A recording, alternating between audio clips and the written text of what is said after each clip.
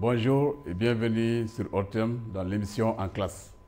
Aujourd'hui, nous sommes en classe de la 10e commune en physique.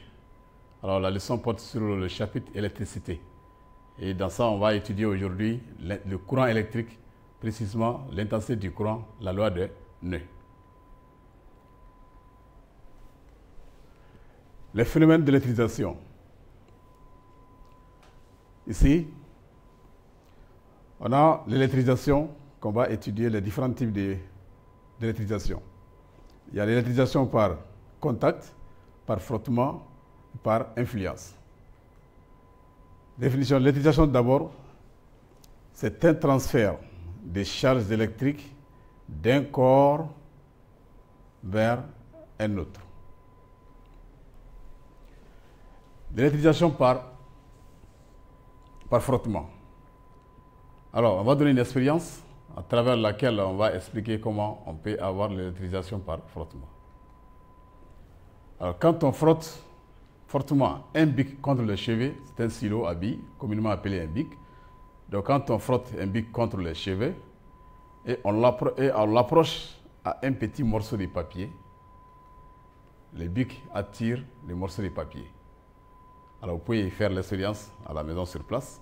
Vous prenez un silo, vous frottez le silo contre le chevet fortement et vous prenez un petit morceau, vous approchez, vous verrez que le silo va attirer le morceau de papier. Et là, ça veut dire que le morceau de papier le silo a été électrisé et qui a pu attirer maintenant le morceau de papier. Donc, pour interpréter, alors le frottement a permis au bic d'arracher des électrons au chevet.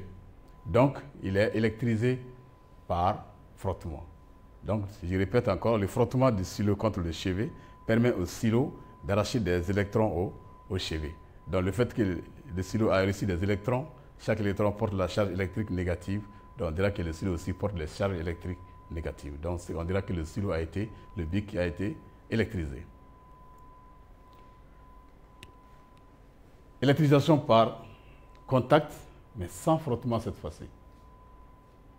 Alors, quand on met en contact une baguette électrisée A avec une autre baguette électrisée B, on constate que, après séparation de cette dernière, que la baguette a la même propriété d'attirer les corps légers.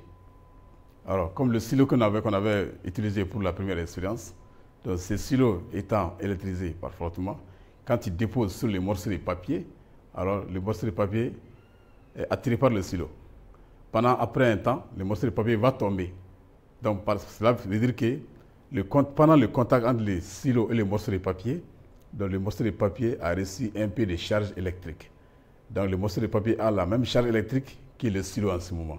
Donc les deux particules ont maintenant la même charge électrique. Et deux particules de même charge se repoussent. C'est pourquoi après quelques secondes, le morceau de papier aussi va tomber. Donc on dira que le morceau de papier a reçu des charges électriques pendant le contact avec le silo, avec le bic. Donc pendant ce contact, le morceau de papier, le fait que le papier a reçu des charges électriques, donc il a été électrisé par contact avec le corps déjà électrisé. Donc là, c'est l'électrisation par contact, mais sans frottement. Alors, électrisation par influence. On va parler de ça. Soit un pendule électrique composé d'une petite boule de papier, une boule de papier suspendue à un fil de soie, à un support. Comme vous allez voir, comme vous voyez sur le schéma ici. Alors, quand on lui approche un corps électrisé, on voit que la boule est attirée car elle s'est électrisée par influence. Alors, vous voyez ce pendule-là ici. Là, c'est le pendule. Donc là, c'est le fil de soie. Là, c'est la boule. Et alors, là, c'est la baguette électrisée. Là, c'est le corps électrisé. Donc, ce corps électrisé, quand on l'approche à la boule, donc on voit qu'il y a attraction. Donc, ça veut dire que lui aussi a été électrisé par influence. C'est sous influence de la charge au niveau de la baguette que la boule sera attirée. Donc, on dira que la boule aussi a été électrisée par influence. Le porteur de charge électrique. Un porteur de charge électrique est une particule qui porte une charge électrique. Un exemple, un électron, un ion. Donc, dans un conducteur métallique, le porteur de charge, c'est un électron. Et dans un conducteur liquide, comme une solution, le porteur de charge est un ion. Comme ici, en se déplaçant, les porteurs de charge créent un courant électrique, comme les ions dans les solutions liquides et les électrons dans les solides.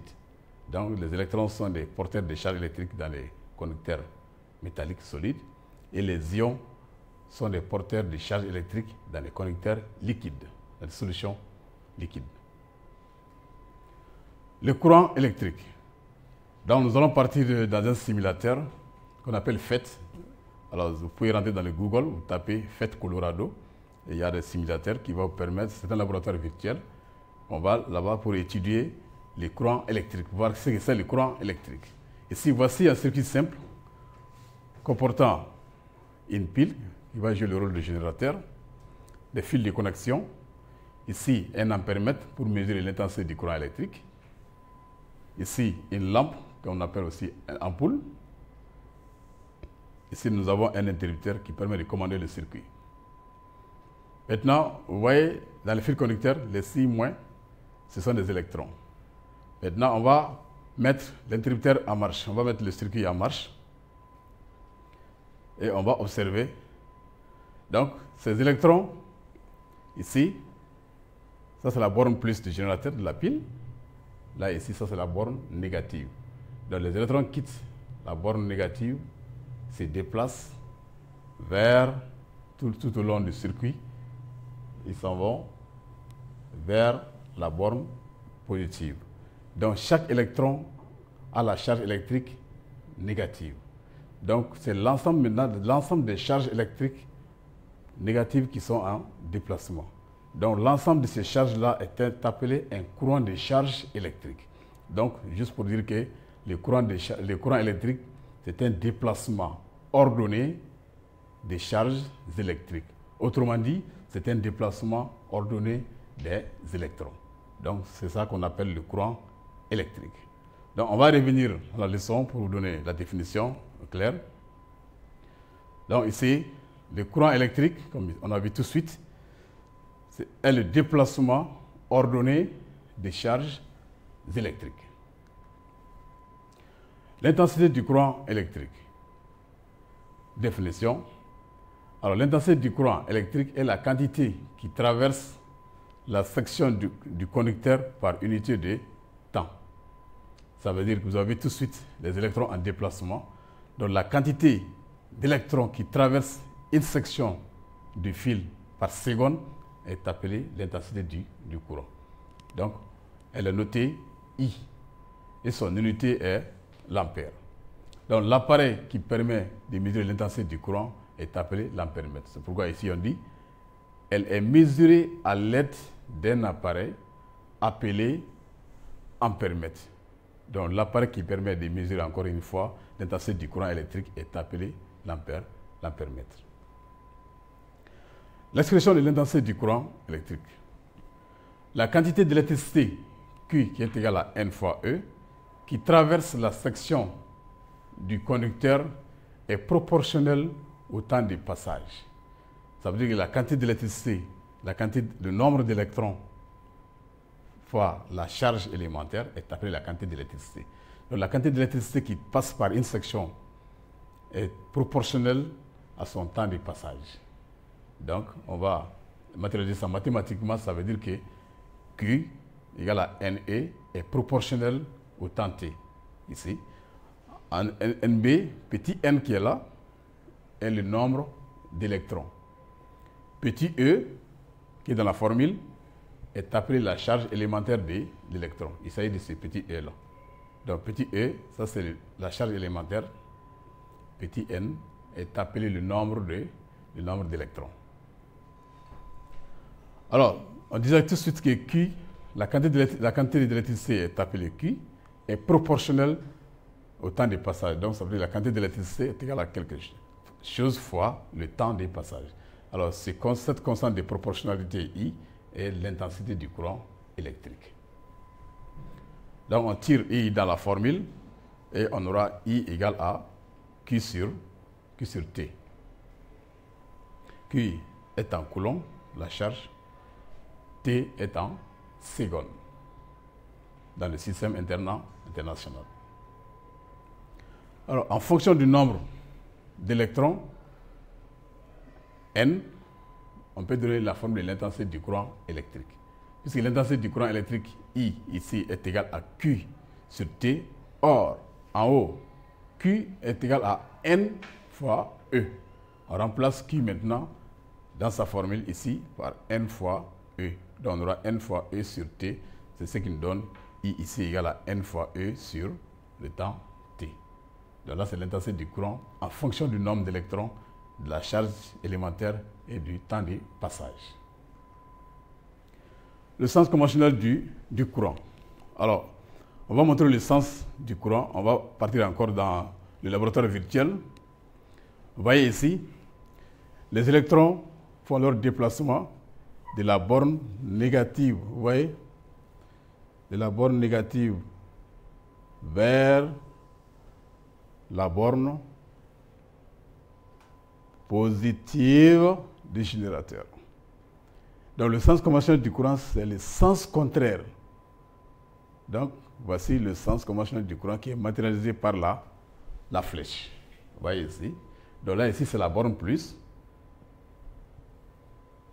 La borne plus traverse le circuit et ça rentre par la borne moins du générateur. Là, c'est le sens conventionnel du courant. Donc, le sens conventionnel du courant est opposé au sens de déplacement des électrons. Donc, ça veut dire que les électrons passent de moins vers plus, mais le sens conventionnel du courant, c'est de plus vers moins. Donc, observez avec moi. Donc, la flèche indique le sens conventionnel du courant. Donc, on va partir encore à la leçon pour voir le schéma. Donc, soit le montage suivant. Voici le montage à partir duquel on va montrer le sens conventionnel du courant. Donc, ce montage comporte un générateur, les fils de connexion, un interrupteur, une lampe. Alors, la flèche indique que le courant sort par la borne plus. Et cette flèche, ça c'est le sens conventionnel du courant qui est indiqué comme ça sur le schéma. Donc là, c'est le sens conventionnel du courant. Donc, ça c'est de la borne plus vers la borne moins du générateur.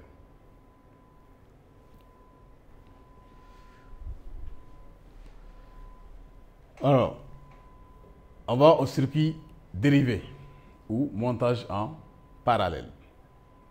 Montage en parallèle ou bien circuit dérivé. Ça veut dire qu'il y a une dérivation à l'intérieur du circuit. Alors, on vous donne un montage ci-dessous. Dans ce montage, nous avons un générateur. Ici, c'est la borne négative, la barre courte est la borne négative, la barre longue est la borne positive. On a une ampoule, une lampe, ici, sur la branche AB, et une autre lampe, lampe 2, branchée après la première. On voit des points, les points A et les points B sont des nœuds. Les points A, il y a 3 branches qui se rencontrent au point A. La branche en couleur verte, la branche en couleur bleue, et enfin cette dernière branche. Ces 3 branches se rencontrent au point A. Donc ce point A est appelé un nœud. En bas aussi, on a 3 branches qui se rencontrent au point B. Donc B aussi est appelé un nœud. Donc si le circuit possède un nœud, là on dira qu'il y a le montage est en dérivation ou bien en parallèle.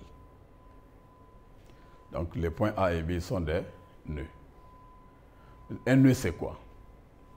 Un nœud est le point de connexion de 3 ou plusieurs branches dans un circuit. Donc, si 2 branches sont connectées, là, ce n'est pas un nœud. Il faut que ça atteigne au minimum 3 branches, 3 ou plusieurs branches. Donc, si 3 ou plusieurs branches sont connectées, comme ici par exemple, il y a 3 branches qui se rencontrent en ce point. Donc ce point est un nœud. 3 branches, 4 branches, ainsi de suite. Donc si 3 ou plusieurs branches se rencontrent en un point, là on dira que ce point est un nœud. C'est le point de connexion de 3 ou plusieurs branches dans un circuit. La loi de nœud. Voici un schéma. Ici nous avons 6 branches. Première, deuxième, troisième, quatrième, cinquième, sixième. Voici les 6 branches. Et les 6 branches se rencontrent en ces points. Dans ces points, ça c'est le nœud. Maintenant, les intensités du courant qui traverse les branches sont marquées par la lettre des flèches.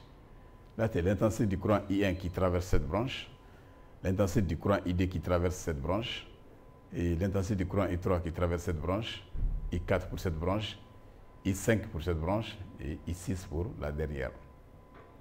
Alors, parmi toutes ces intensités, on voit que l'intensité I1, I4 et I6 partent du nœud, quittent le nœud. Et on voit que l'intensité I2, I3, I4, excusez-moi, I3, I5 arrivent au nœud, se dirigent vers le nœud. Donc ces 3 intensités arrivent au nœud. Et les 3 premières qu'on a citées partent du nœud. Donc on les a ici. Les intensités qui arrivent au nœud sont I2, I3 et I5. Et les intensités qui partent du nœud sont I1, I4 et I6. La loi de nœud dit quoi? La somme algébrique des intensités du courant qui arrive dans un nœud est égale à la somme des intensités qui en partent. Ça veut dire que la somme des intensités qui se dirigent vers le nœud est égale à la somme des intensités du courant qui quitte ce nœud. Donc le nœud ne garde pas de courant électrique. Donc cela met fin à cette partie. On va partir à l'application. Un exemple ici, I2 plus 3, I3 plus I5 égale à I1 plus I4 plus I6. Donc on va détailler tout de suite dans une application. On a donné un schéma. On a le nœud A. Ici, il y a un point B. Donc ici, ce schéma A comporte 5 branches. Comptez avec moi, on a 5 branches. On demande ici de calculer l'intensité I3 dans le schéma. L'intensité I3 qui est là. De A vers B. L'intensité du courant qui traverse cette branche, on demande de calculer. Donc on a donné l'intensité des autres branches. En solution, d'après la loi des nœuds, I1 plus I4 est égal à I2 plus I3 plus I5. Quand on regarde sur le schéma, I1 quitte le nœud, I4 aussi quitte le nœud. Donc ceux qui quittent, on fait leur somme, ce qui fait I1 plus I4 est égal maintenant, on fait encore la somme de ceux qui viennent, ceux qui arrivent au nœud. I2 plus I3 plus I5. Voici cette égalité traduite ici. Donc dans cette équation, on va tirer I3, après avoir remplacé I1, I4 et autres par leur valeur. Donc on aura moins 12 plus 2 égale à moins 8 plus I3 plus I5. Donc on tire I3 dans cette équation, on trouve moins 10 égale à moins 3 plus I3. Et ce qui fait que I3 est égal à moins 7. On a moins 7 ici. Il y avait une question qui est là, on dit, que remarquez-vous sur cette valeur? Il s'agit de la valeur de I3. Alors, sur la valeur de I3, on remarque que I3 est une valeur négative. Donc ça veut dire que sur le schéma, I3 est indiqué de B vers A Donc, vu que sa valeur est négative, ça veut dire que le vrai sens, c'est de A vers B. Donc, c'est fait exprès. Donc, la valeur de l'intensité du courant doit pouvoir nous permettre d'indiquer le sens du courant dans cette branche. Donc, l'énoncé a fait exprès de donner I3 de B vers A. Maintenant, sa valeur nous permet de voir que son vrai sens DD, c'est de A vers B. Donc, ce qui met fin à cette partie. Donc, je vous remercie. Jusqu'à la bonne chance et bon courage. Jusqu'à la prochaine. On se donne rendez-vous à la prochaine séance. Merci.